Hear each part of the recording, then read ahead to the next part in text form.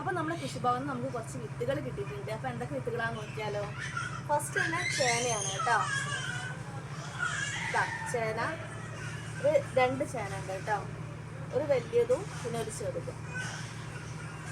പിന്നെ നമുക്ക് കിട്ടിയത് കാച്ചിലാണേ. കാച്ചിൽ മുളയൊക്കെ വന്നിട്ടുണ്ട് കേട്ടോ. അത് വയലറ്റ് കാച്ചിലാണെന്ന് തോന്നുന്നുണ്ട്, എന്താണെന്നറിയില്ലേ. പിന്നെ അതേപോലെ കുറച്ച് ചേമ്പ് ഉണ്ട് കേട്ടോ. കുറച്ച് ചേമ്പിൻ്റെ വിത്തുണ്ട്. പിന്നെ ഉള്ളത് മഞ്ഞളാണ്. നേരത്തെ പൊട്ടിച്ച് നോക്കിയതാണ് കേട്ടോ. നല്ല മഞ്ഞളുണ്ട്.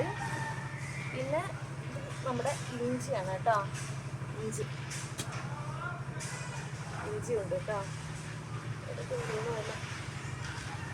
ഇഞ്ചിട്ടുണ്ട്.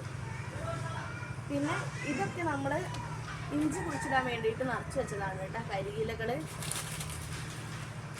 ഗ്രോ ബാഗിൽ നിറച്ച് വെച്ചതാണ്. ഇതിനും കുറേ പണിയുണ്ട് കേട്ടോ. കഴിഞ്ഞിട്ടൊന്നുമില്ല.